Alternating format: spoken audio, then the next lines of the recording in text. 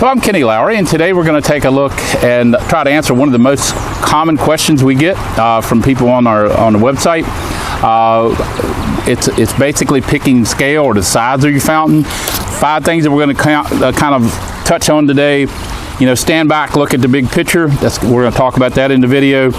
Blending into the landscape plan, so the fountain blending in or standing out or into your landscape, your overall picture of that. Put something or someone in the spot. I tell a lot of people, you know, they'll say, well, what can I put in there? Well, if it's a jar fountain or whatever it is, if it's close to the size of a garbage can, stick the garbage can in the frame. Maybe that'll help you visualize. If you stand back from it, the garbage can might be similar size, or even a person. I'm like, if the fountain is a certain size, you can crouch down and maybe get, if it's 42 inches tall and, you know, 2 feet wide, a person can kind of stand there and give you an idea of scale as well. We're going to talk about number 4, making the fountain a centerpiece or part of the landscape. That's kind of the same thing as number 2, blending in the landscape, but it's a little different. And we're going to talk about the plants that you put around it, or boulderscapes, or different elements that you're bringing into your overall design. So hopefully that will help you, and we can get started with those 5 questions, kind of look over them. We hear about one of the number 1 asked questions we get from our online customers. Obviously, if you're coming here to our retail store, you're going to be able to see scale a little better, but on the internet, it's going to be a little hard to do. We do try to get up close with the video cameras to show you that, and I'm in the frame, or Matt is in the frame. If it helps you any, I'm 5'11", 200 pounds. I think Matt is about 5'9", 160, something like that. So if that helps you any, hopefully that'll help you get an idea of scale. But we're going to talk a little bit about that today. You know, scale is an important thing, and there's a couple of ways of looking at when you're doing a design for your landscape. Your fountain obviously is going to be a centerpiece, but just how much of a centerpiece is it? You can have it as the actual centerpiece. You look at that area there, and there's no doubt about it, that fountain is the centerpiece. It can also be, to a lesser degree, just a part over the overall landscape, so it doesn't have to be the absolute centerpiece, or somewhere in between with that centerpiece, or just slight part of that centerpiece of your design. So we will take a walk with the camera here, and we'll kind of talk about some of those things. Right now in the frame behind me here, you can kind of see there's a lot going on here. There's fire pits and there's fountains and things like that going in there. But there's other elements in there too. And when you bring in other elements, whether it be plant stock, other boulders, a garden statue, whatever else it is you're bringing in there, you're bringing in different elements into the landscape, and you'll stand back from it, look at it overall, and see where that fountain fits in there. Is it going to jump out at you with a bright colored jar? Is it going to be more of a blending thing where you have a more natural color, you know, stone? You know exactly what it is, what you're trying to achieve when you're standing back and looking at that. The scale part of it is, to me, now this is all personal opinions, but when you're going to do a boulder fountain, I think that boulder, the fountain that's the boulder, needs to be the largest boulder in the landscape. I don't want to see a boulder that's like a natural boulder. If you can bring in some natural boulders to kind of complete the landscape, don't make it larger than the fountain feature. It can certainly be close to equal size, smaller, things like that. If you're going to do a larger, or if you're trying to do it in front of a larger boulder, have that boulder to the back. Don't have larger elements in the front of the boulder fountain. So if you're doing a boulder fountain, keep those natural boulders, which I think are a good idea to bring in, but kind of keep them towards either smaller toward the front, larger toward the back, that kind of thing, so they're not competing with the boulder that has the water coming out of it. If you're doing a jar like this in the landscape, obviously this is going to jump out. This is a kind of a medium blue color. It has that rough texture there toward the top, so it has a couple of different texture elements in that. If you're doing that in your rock and you see that kind of lava finish up there toward the top, that rough texture, it looks good with boulders. So it's going to kind of bring in that rough texture to match the rough texture of a boulder, then also have the bright color from which you'll get from a glazed jar. So I don't know if that helps or not. Scale wise, we've got that kind of nestled. You see it nestled in there kind of under that tree right there. So it's not something It's not the largest element in the frame for sure, but it does stand out, but it's not overpowering. It's nestled in, and that's another way you can kind of look at it. Do you want it to nestle in?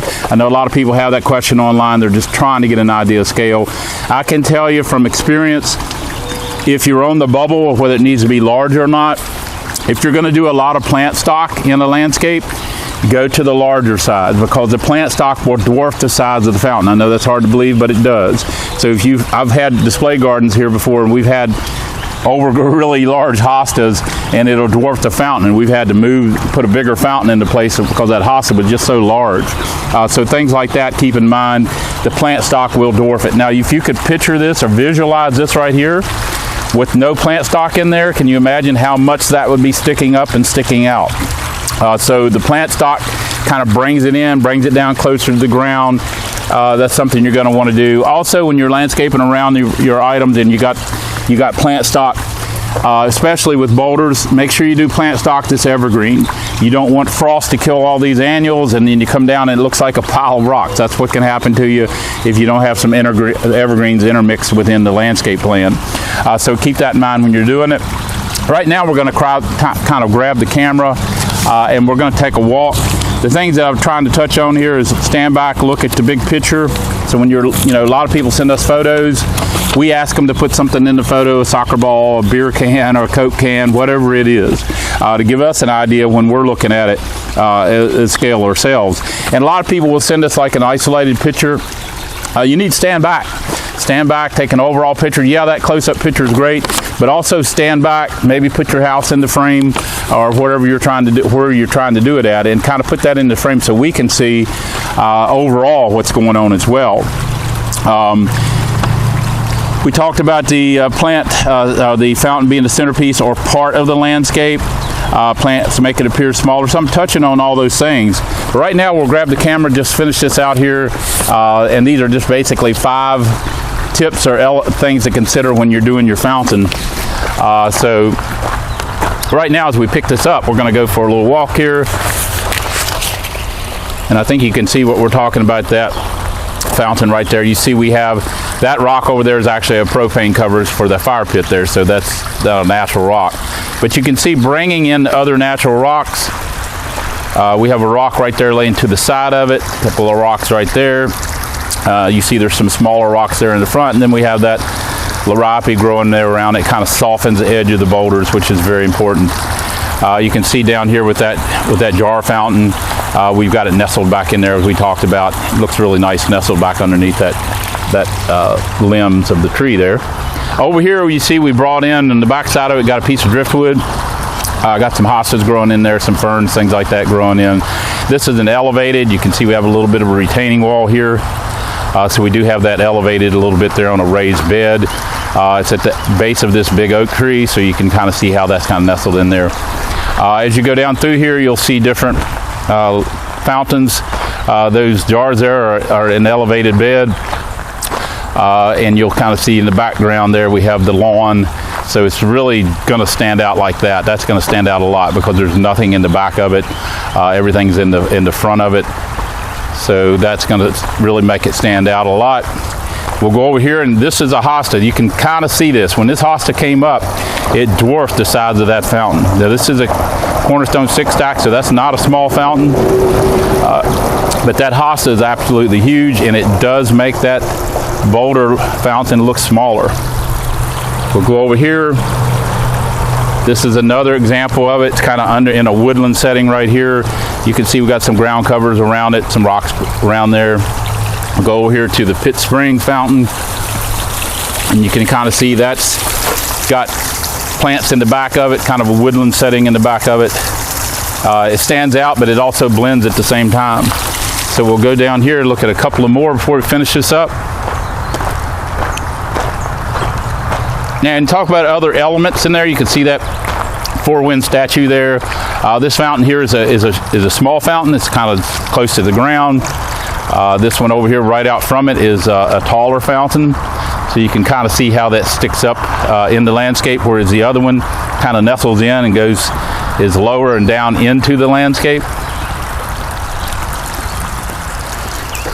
hopefully this will help. If you have any questions about any of our products, you can find the contact information over on the website. Also, if you want to quote for any of our products, let us know what item you're interested in along with your ship to address. We'll be glad to quote you for that. That quote's going to contain shipping, different shipping options, as well as optional items like lighting, autofills, things like that will be in that. So if you like what we're doing here, make sure you hit the like and subscribe button. We're always adding content. We're going to, answer, if people start calling us with a lot of questions, we're going to come out here with this video and we're going to try to answer those questions the best we can.